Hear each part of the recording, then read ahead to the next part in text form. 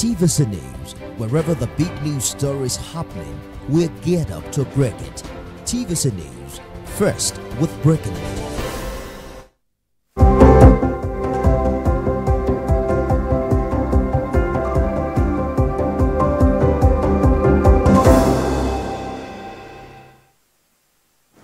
Well, good morning and thank you very much for joining us. I am Yori Folani. Hope we meet you well. Let's look at the major subject of oil theft and other losses. It doesn't need to be spoken of the importance that oil and, that whole sector, the importance of it to our very survival at the moment, the way things are. And so, if there are losses and there are thefts going on, it is a cause for concern. The scale of it is better left imagined. And the House of Reps on Tuesday has made a case for a special intervention fund for the NSDC, that is Nigerian Security and Civil Defense Corps, as well as the Nigerian Customs Service, a special intervention fund to help them, be able to perform better in this crucial job of limiting, if not cancelling altogether, the theft and losses that we're talking about. Okay, we'll talk about this. Let me introduce our guest, Mr. Ken Okulubo. He's a public affairs analyst. He joins us remotely. A fine morning to you, Sir Ken.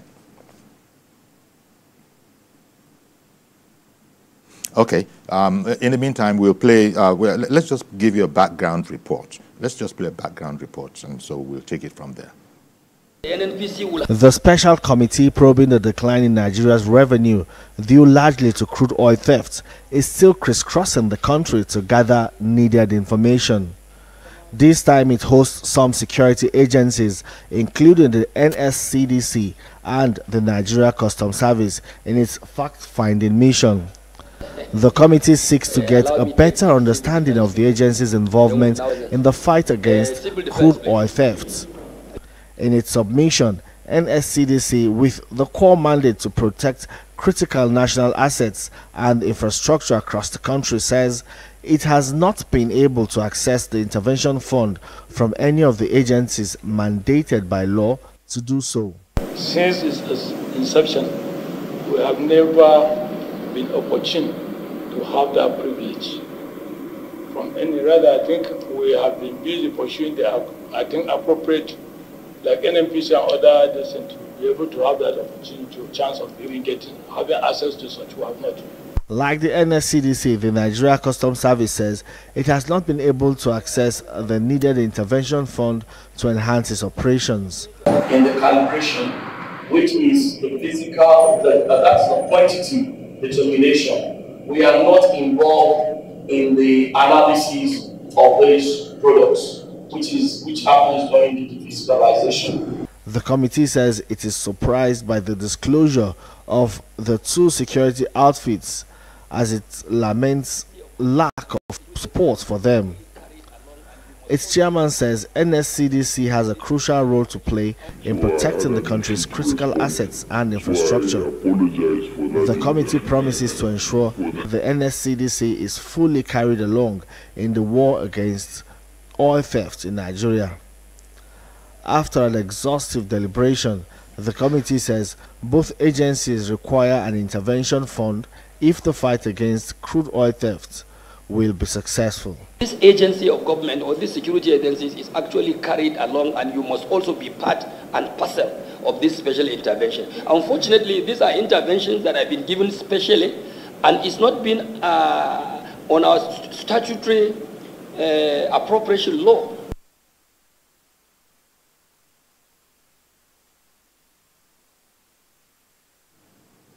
Okay. That's a background report. This was the coverage of the Tuesday session at the House of at the National Assembly. Okay, good morning, Ken Okulubo, our guest this morning. Good morning, I can hear you very well. Can you hear me? Yes, we can hear you. Thank you very much for making the time for us, sir. Give me your first impressions, because as I was saying, this is a crucial, in fact, an indispensably crucial. I'm hardly hearing you, Uncle Yori. Are you hearing me? You can't hear me now? Oh, I was saying, since you just gave me the assurance that you could hear us, and so can you hear me now as I'm speaking? I'm hearing you faintly. Faintly? Oh dear. Well, okay, you saw that report. Give me your impressions, please, on this problem and this push to help keep it in check. The ideal would be, of course, to erase it altogether. That might not be possible. But the National Security and Civil Defense Corps, as well as the National Customs Service, this funding assistance that is being advocated now, can you come again with that question? Because I just heard the last part of it. If you can just speak a bit louder. Okay. I understand. You are aware of the National Assembly, the House of Reps people, this committee, advocating, putting their shoulder to this whole idea that, no, these people, the civil defense people, the National Security and Civil Defense Corps, as well as the National Customs Service, require a special fund intervention in order to be able to do their work. I just wanted to get your impressions on that. Did you hear that? Did you hear me? I can't hear you. All right. Let's take a break, and then we'll be right back.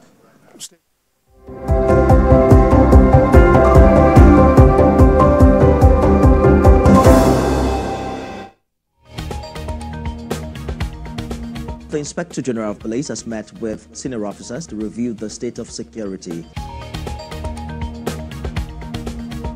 We are continuing our coverage of the arrest of Godwin Emefiele.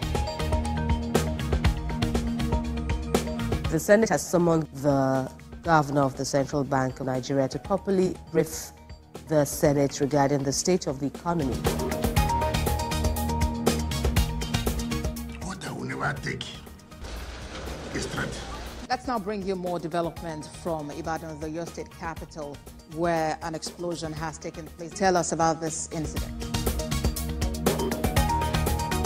TVC News, first with breaking news. Experience information and entertainment like never before as TVC Breakfast takes your weekends to a whole new level. Introducing TVC Breakfast Weekend Edition, your ultimate source of thrilling sports updates, insightful political analysis, and captivating entertainment news. Stay in the know with what's trending, catch up with the latest in sports, and immerse yourself in the latest buzz from the world of music and movies. Your weekends are no longer just days off, but moments packed with knowledge, excitement, and enjoyment. TVC Breakfast Weekend Edition, only on TVC News.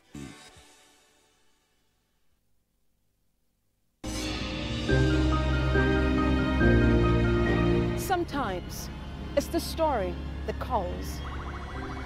At other times, the people just want to be heard. School, I need students, but I need teachers. Can't continue like this.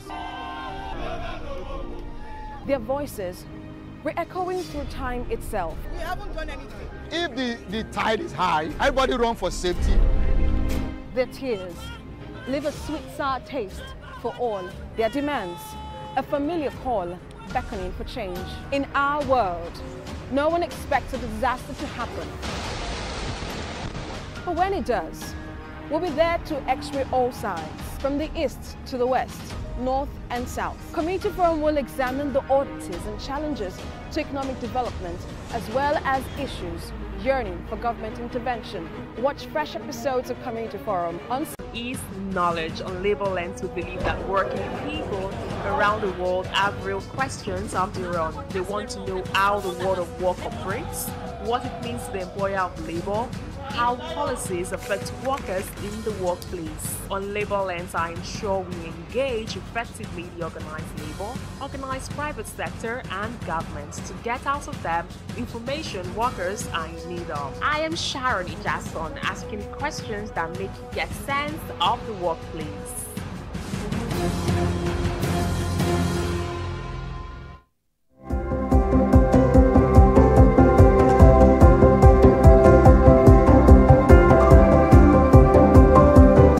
Okay, welcome back. So sorry about that, but we hope that we've sorted out the gremlins. Our guest is Ken Okulubo, Public Affairs Analyst. Ken, hope it is better. Can you hear us better now? I can hear you very well now, Yori. Okay, thank you very much. So to the question you asked, yes. If we're looking at the intervention from funds from the House of Rep, yes, we are also going to look at it first from the declaration that was made by the Chief of Defense Staff on the 17th of July. Remember that they clearly said that the president had charged them. That is the Chief of Defense Staff, the National Security Advisor, the Director of Intelligence Agency, the CNS, Chief of Naval Staff, Chief of Army Staff, and also, more importantly, the NNPCL, that there should be protection of the facilities to increase production of oil, and that they actually recognize that oil is our mainstay, and that if these facilities are not policed and protected, we'll continue to produce below our OPEC quota. And so the fact that the funds are needed is because it does cost a lot for the security agencies to carry out these extra functions, which is maybe not carried in their budget of defense. And apart from the funds, we're also looking at the fact that, you know, they have also contracted other agencies that are not security agencies, such as Tantita. And you know, there have been an infighting before now between Tantita and the Nigerian Navy. And so there's supposed to be a holistic approach so that there can be a synergy, which was why the July 17th charge by the Commander-in-Chief was very important. But how sincere can this fight be is a question we must also ask ourselves, apart from the intervention funds that will come from the reps and from the Senate. Indeed. Well, you recall that at that meeting, the Commandant General of the Civil Defense Corps had informed that, you know, they had not been included in some crucial committees to discharge their core mandate, which is to protect facilities, you know, in the country. And this was news to the House of Reps. On a live program, please. So it goes back to what you were saying that... On a live program. Say that again. Sorry, come again. I didn't get the last part of the question. Well, I was saying, you said there has to be a holistic approach. And I was just recalling that the Commandant General of the NSCDC had said that they were not actually included. And maybe he was informing, maybe he was complaining. They had not actually been included. Okay, yes. In the office. Yes, and you know the civil defense are very important because they help in increasing the manpower for the police. But they have since been included from what I can gather after that complaint. Because the holistic approach, that was why they said it had to be a holistic approach, because you can't, don't forget that civil defense might not be able to have the equipment that the Nigerian Navy do possess on the sea and and the army on land.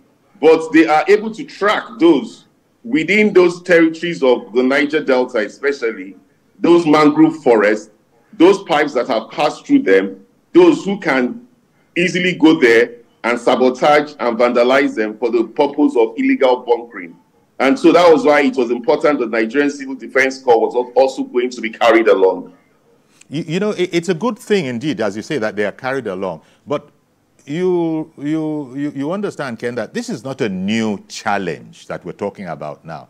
It's been there for quite a while. What's your assessment as an analyst of how well we have been doing? Because, you know, how porous do you think the security net is around these critical facilities of ours?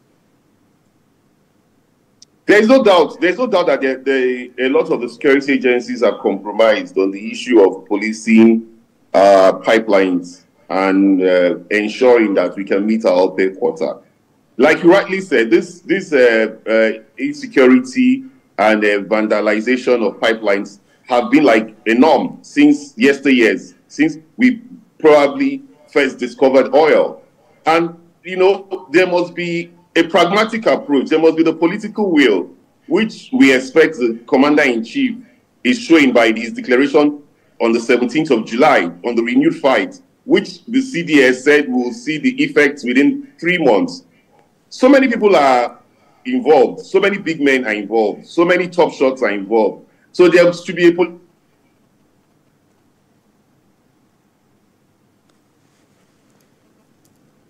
Oh, so sorry about that. It froze. Are you hearing me? That way we can be sure that all those who are involved in vandalization of our pipelines and our commonwealth are brought to book. Okay, I can see that it's a network difficulty because it's cutting off and coming back in again. Yeah, but I heard what you said. The question is, I don't know, probably one should interrogate this whole process. The role of intelligence, how effective is that? And let's say intelligence yields much fruit. Do we have the wherewithal to deal with information that it yields? Because I don't know, probably requires an expert to tell us if the idea is not far-fetched that the bad guys seem to be able to operate at will. They seem to know how to stay a step ahead of them.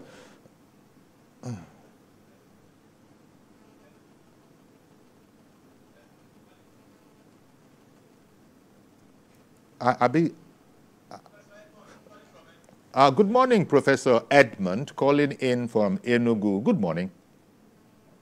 Good morning, Mr. Yori. Yes. Can you hear me? Yes, I can hear you. Good morning, Yori. Good morning. Thank you for calling, Prof. Thank you, and good morning to your guest over there. Ken Okolugbo, yeah. Go ahead, Prof. Yes, Mr. Yori. As a matter of fact, I feel ashamed. I feel ashamed as a Nigerian that this type of thing is happening in our country. It's very, very unfortunate that Nigeria is the only oil-producing country in the face of the universe that this type of nonsense is happening. We will remember that oil is our national, a critical national asset that should not be treated with levity or impunity by anybody, no matter how powerful. I don't believe that any criminal can be more powerful than the government. There's a conspiracy of silence among the security agencies. So they said that they brought in Tantita. What the hell will make the government to bring to contract such a national asset to a private organization that is not trained, that is not trained to start policing our national asset is shameful, to say the least. So the security agencies are part of the problem. There seems to be lack of synergy among the security agencies. Or do I take it that there is rivalry among them? Again, our big men, our politicians, and non-political actors are part of that problem. And we must, as a matter of urgency, nip that nonsense at the board. Because it's creating a national embarrassment, not only in Nigeria, but all over the world. Yeah. That Nigeria is looked upon as a nation that doesn't know where they're coming from or where they're going. Prof, just before you go, you asserted that the private security firm is not trained. I mean, do you have that on reliable authority? Because the government would hardly deal with untrained people in such a critical area. But when you asserted as much, I wonder what your authority is. Yes, what is Tantita? Tantita is not a military arm. Tantita is not trained. Their workforce is not. Their personnel is not trained in military activity. It's not a private organization. What has it got to do with policing our shores? That is what I'm talking about. It's a serious indictment on our security forces. Okay. That they could bring in a private organization. It's shameful, to say the least. Even though sometimes governments do bring in specialist agencies. I mean, we hear that around the world. Even in the U.S., as they operate around the world, there are what they call private contractors, that kind of a thing. The security forces should be in the forefront. Security forces should be in the forefront. Scientific should play a complementary role, not a major role. A complementary role. The military, the police, the security forces should be in the vanguard of protecting our critical national assets. Okay. Our main foreign exchange comes from oil. So we should not toy. We should not treat that critical asset with levity. So it's a collective investment, both from the government and from the security agencies. All right. Well, it's shameful. Thank you very much for calling in, Prof. Thank you very much for calling in, Prof. Sir Ken Okulugbo, are you still with us?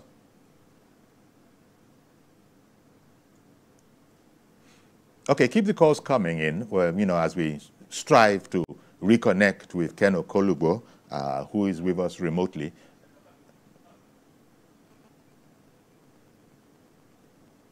Okay, is Ken back? Where you can yes, I'm back. I can hear you very well. Okay, I wonder if you heard, you know, that contribution from Professor Edmund calling in from Enugu. He seems to be, you know, not too impressed with the involvement of private security firms, and he feels that it's a shame. But I was wondering if we hear about governments bringing in the U.S. government, for example, as they operate around the world, especially in the oil sector. You often hear of people who are, you know, specialist contractors, but Prof was having none of that. He said that our armed forces, you know, are the people who are properly trained and should be involved in it. You were speaking earlier about, well, compromise. You said it is a well-known fact that, I don't know if that fact is down in black and white, but you had made this observation that, well, you can't rule out compromise with our armed forces. So one wants this problem to go away, but it will only go away with efficiency in terms of confronting the problem.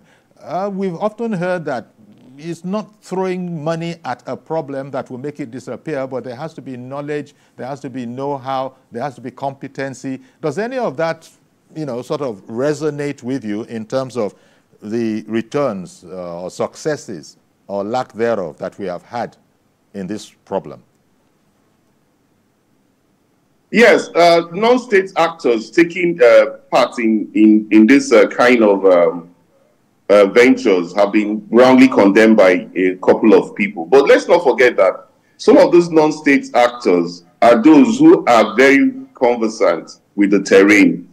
The terrain is not, you cannot know how my house is if you don't live in my house. You cannot know how my neighbor's house is if you are not familiar with the environment. So I think getting the non-state actors involved was basically because these people have the knowledge of the terrain and they can work in synergy with the security agencies. The security agencies are supposed to take charge. I'm sure that's what Prof was trying to say. Yes, but the fact that non-state actors are being brought in, like Tantita, which I heard him talk about. That's right. Becomes important because why do I say this? They will give those intelligence. They know those who carry out this vandalization and crude oil theft, mostly. And they can give those intelligence to the military authorities and Navy and others to apprehend them. And you see, if they start not only burning their vessels, but actually charging most of these people to court and finding them guilty for economic terrorism, it will act as a deterrent to a lot of those who are still stuck in this trade. It's just like the probe that the Senate is carrying out now. The Senate is carrying out a probe on the alleged economic sabotage of the Nigerian petroleum industry. It also covers the issue of vandalization and theft of crude oil. We are operating a mono economy, Yori. we are only dependent mostly on crude, and that is our sustenance, our means of livelihood. Some would even say that why don't we have the digital technology that they have now in Saudi Arabia, where you don't have to employ services of the likes of Tantita or the Nigerian Navy or the Defense Ministry in policing our pipelines. When there is a compromise on any of the pipelines, it is immediately detected. And you know, there is also the pollution and the economic hazard that comes with it, which is why we must also understand that most of us from the Niger Delta who complain about this are supposed to be actively involved in ensuring that vandalization of our pipelines do not continue.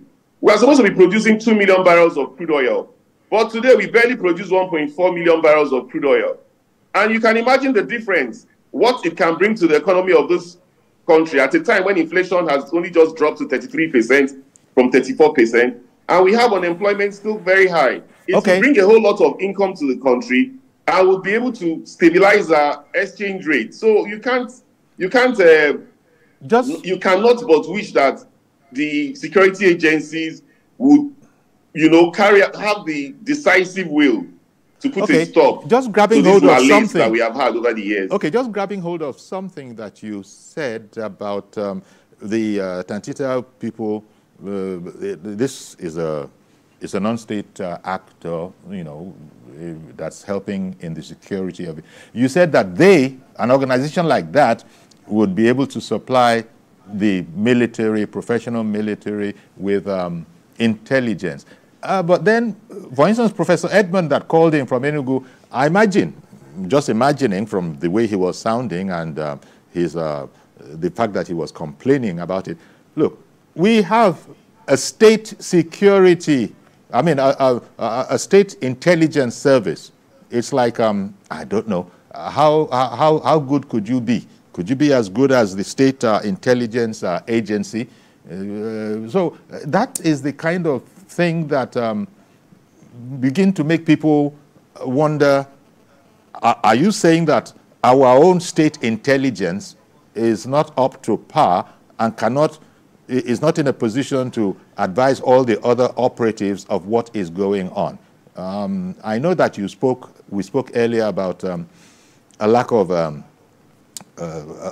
of integration, perhaps. It is thought that there seems to be a lack of integration, and they say they're going to be working on that. But we have our own state intelligence now as a people. And that's where Professor Edmund was complaining on his impression that non-professionals, in quotes, that he said it's not done anywhere. And he was sort of alluding to the fact that this could easily be one of the reasons why we're not getting much joy from their efforts. You know, the State Security Service do not have the manpower to carry out such intelligence of a vast area like the Niger Delta. They will have to recruit, and that I should expect we should do, because if somebody says, they say where my treasure is, that's where I should put all my trust.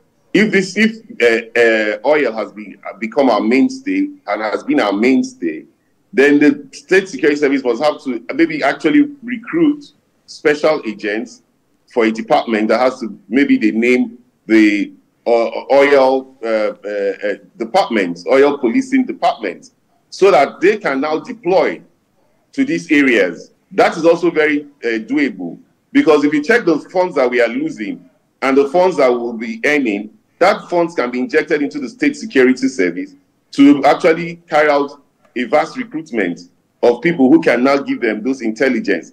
But you still cannot do away with the locals. No matter how much of this personnel you have that you deploy, you still need the locals to give you the local intelligence to this personnel. Okay. But it's not impossible from what Prof has said, because a lot of people are kicked against these non-state actors because they see them as one who also could compromise the security of, especially when we know how important crude oil is to the economy of the country. Yes. But it behaves on the security services to show us within the 3 months that they have assured Mr. President from the 17th of July, we have it to 17th of, if I expect it should be 17th of October, that they have said that we're going to see a marked difference. So what we expect that by the 17th of October, there should be, if maybe 1.9 million barrels being sold in a day, then we can see a marked improvement from what they have assured us. All right. Okay. The professor, he spoke about what he called a conspiracy of silence. I guess most Nigerians can relate to what he was insinuating there, that, look, when Nigeria wants to indeed address a problem, it will address it. It can address it.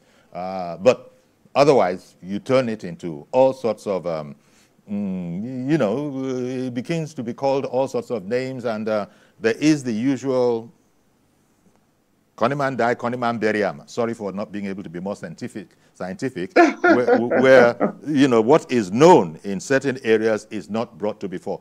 Okay, let me take a break, and we'll come back and continue this conversation, and hopefully we'll also get some more calls on perspectives on this new push, yet again, against oil theft. Stay with us, please. We'll be right back.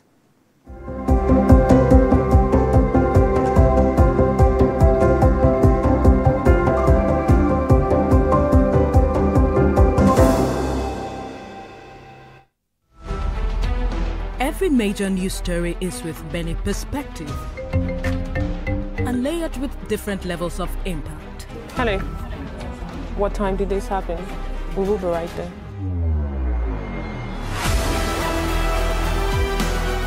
At TVC News, we follow the big and major news, gathering the facts, witnessing the outcome. I am here live at the aftermath of the approval of the new national minimum wage. We are TV Station of the Year, not just for breaking news, but for being first, fair and accurate. TVC News, first with breaking news.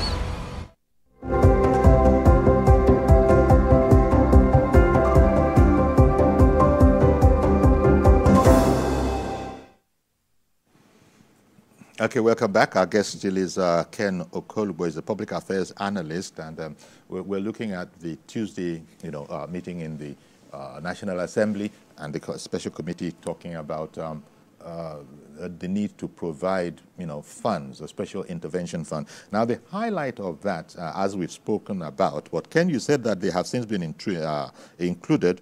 There were disclosures that the National Petroleum Company Limited, among others, Central Bank of Nigeria, including the Office of the Accountant General of the Federation, have refused to, that is the word, not my word, in the report, have refused to incorporate them, that is NMP, the Civil Defense and Security Organization, allegedly have refused to incorporate them into what's going on. So that seems to be the crux of the issue, and they seem to be implying that we could actually make a great difference if indeed this situation was not the case.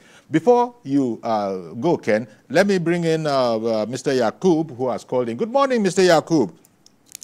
How say you on this matter? Good morning to Mr. Kolego. I pray and then I believe this new push is going to help us. But one thing I'm always skeptical about is that the people that will say, okay, we give you this authority to make sure you calm down, you go for all these ethics. Are we really trust them as well? Are we really trust them? Are they earn our trust? But yeah, I know that there is new sheriff in the land. I believe they are going to do it differently this time. But Chief Jury, I want to use this opportunity to say something here. We want to really know who behind the Dangote refinery not getting the because yesterday I listened to somebody on other station, and then the person is know everything about this oil industry, and then the man was telling Shehu Okinbaloye yesterday that unless they sack, I will mention this. According to him, quote by that person, he said, unless Mele Kyari goes and the other people, we are not going to get it right. And then the show asked him why. And then he gives 1,001 reasons. Simply, we're producing crude oil in this country, and then the biggest refinery in Africa. And then it was something to get the crude oil. Who behind all this thing? And okay. the National Assembly that I was trying to probe this thing, I don't see anything come out of it. I stand to be corrected. Thank you and good morning, sir. Thank you very much, Mr. Yakub. Ken Okulubo, I don't know, because you've taken us to an entirely different subject matter, and I didn't want to shut you down because I wanted you to express yourself, but I doubt that Ken Okulubo wants to wade into that whole affair. It would require a separate program to look at it if we did want to. But then again, let me not speak for you, Ken. You heard what the man said. Do you have any response or any commentary to make on that? No, but what I think is all this will be sorted out. Senator Godswill Akpabio's led 10 Senate.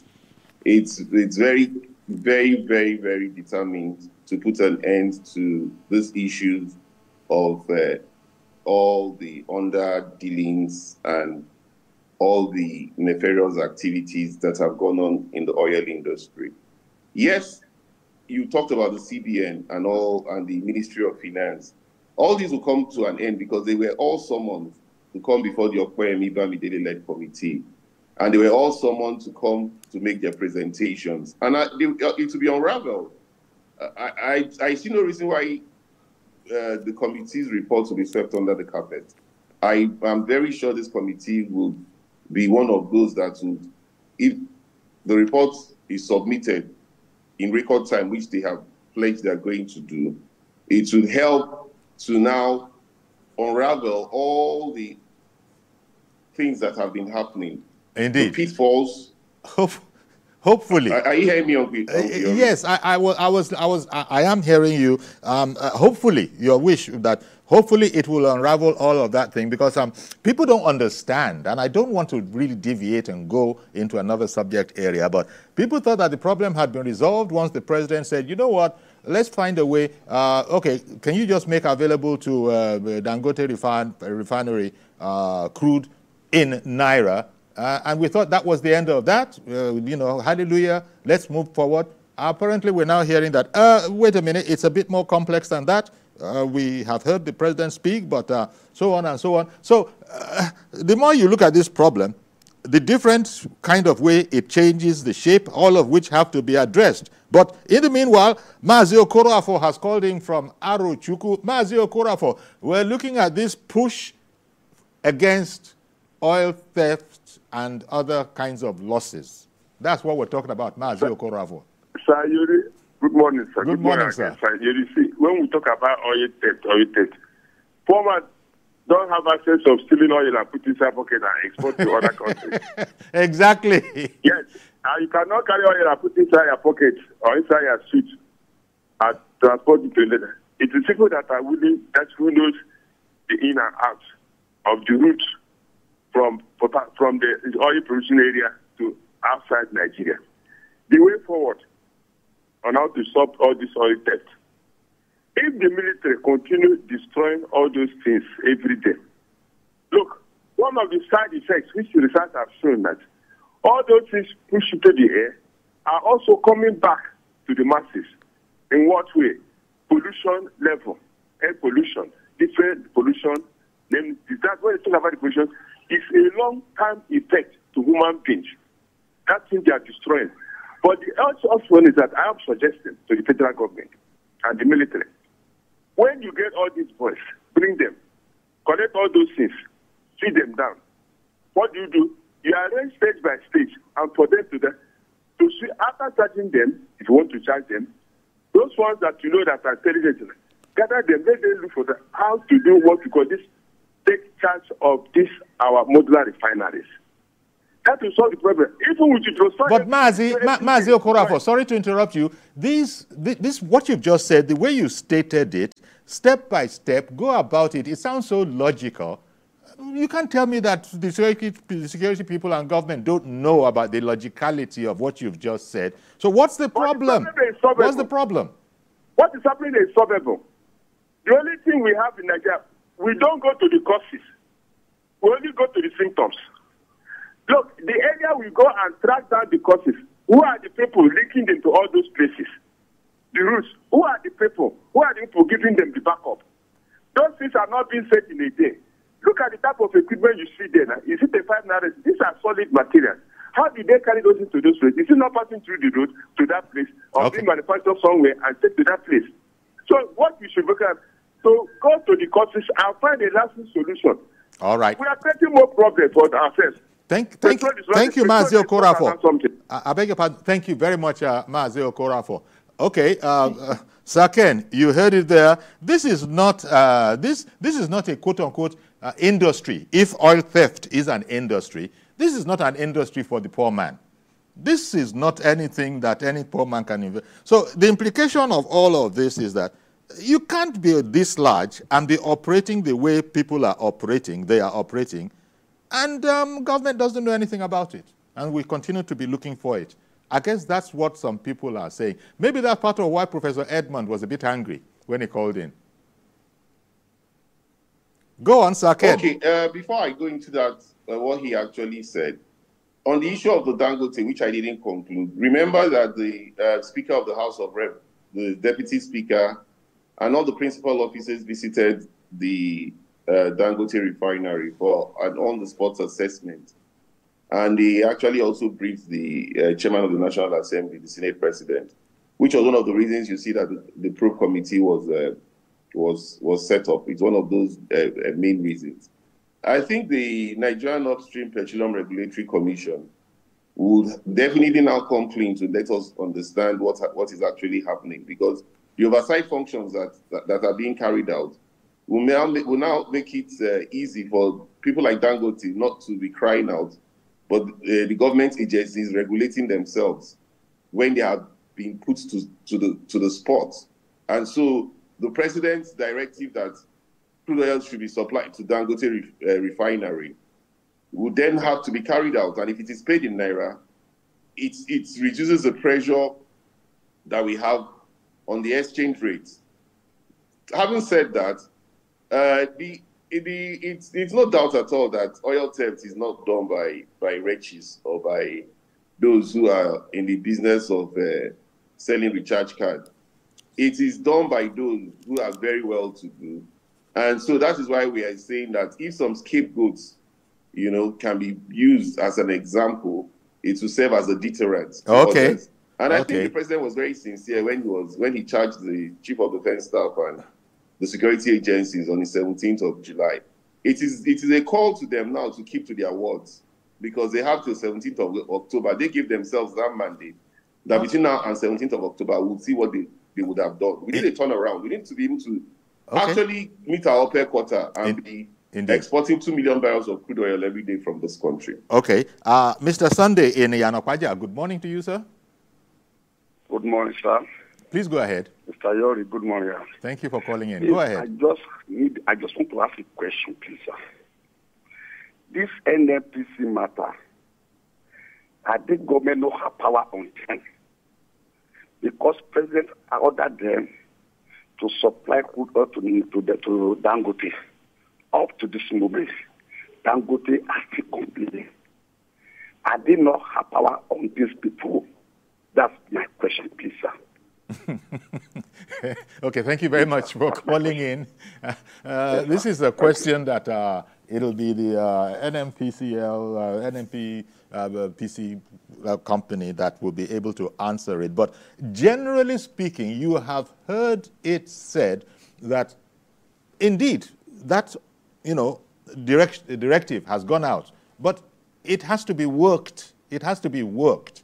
Apparently, it's not as simplistic as, yes, we have a directive that must be complied with, but that doesn't mean that within moments of the president having so directed, it is done. But that doesn't mean it isn't being done. That's the best I can do, actually. That's the best I can do in terms of the way they... But Ken, I don't know if you could weigh in on this whole matter.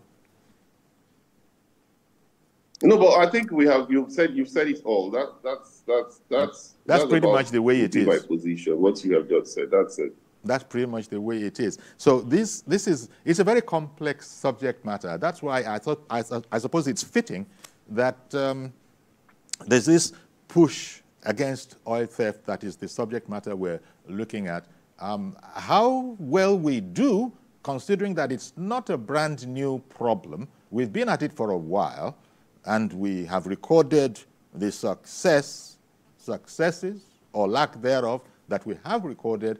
So, well, Nigerians, as you can see, we're optimistic. You can see from those who are calling in that it's, at least they are calling in. It's not one of those, it's not a matter of, look, I'm not even going to talk about this anymore because you never say die, you never give up.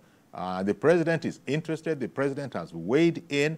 You can't get much higher attention, but we've been looking between us and you, Sir Ken Okolugbo, at what the issues are, and also the government agencies and how they think they can do better. I just hope that throwing more money at it via these intervention funds will actually make a difference. It was Mr. Yakub from Yanokwaja who actually first voiced that prayer, that I hope all of this will make a difference. As for the professor in Enugu, he's just angry. And there seems to be an implication that, are we taking this thing as seriously as we should be taking it? I imagine the best thing to do is say that the best is being done, but we might not out here understand all that is involved. So, Sir Ken, you have said that probably the best thing is wait for the appointed date and see how well they have met with the word that they gave, right? Yes. So I think that's important for them to keep to their words, and the president should hold them to account. They gave themselves a 3 months mandate, and the 3 months mandate to me will be 17th of October. Since it was 17th of July, the president charged them, and they held their inaugural meeting. And so by that 17th of October, we should see a turnaround in the oil industry. And the only way we can see that turnaround is by increasing their production and exports of crude oil, especially since we have our Brent crude, our Bonny Light, which is as good as Brent crude. Indeed, indeed. It's a very, very valuable asset, so much so that I actually said very twice, valuable asset. And we just can't afford to be, it's almost like leaking lifeblood. And so it's good that all attention is put on this, but Nigerians are probably going to be waiting to see how well this latest effort is going to be. But I think the point has been made that, well, this is a different administration. It's the Tinubu administration. They are coming at it freshly, so to speak. And I guess people have to be hopeful that there will be a difference. The security paraphernalia that we have in the place, they are the guys in the eye of the storm right now. There's been criticism and also sort of explanation or defense as to why there should be non-state actors, because you've weighed in on that particular aspect of the matter. But we're going to have to leave it here, I imagine, unless there's any other matter that you think we haven't touched on. It's like Nigerians are going to keep their fingers crossed. We need every last dollar that we can get right now. Nobody needs to tell anybody that. And this situation, the way it is not helping. But, there have been steps taken to address it, and we hope that they are fruitful. Well, we're going to have to leave it there then. Ken Okolugbo, thank you very much, public affairs analyst, for joining us on the program to look at it. And also thank you to those who called in to weigh in on the subject matter themselves. And everybody's just hoping that we can get rid of this problem and stop all these leakages, stop all these pilfering, all these thefts, and indeed begin to, get that which we are producing, the full value for the Commonwealth of Nigeria. That's going to be our program today. Do please join us on Monday for a fresh edition. I am Yori Folarin. Bye-bye for now.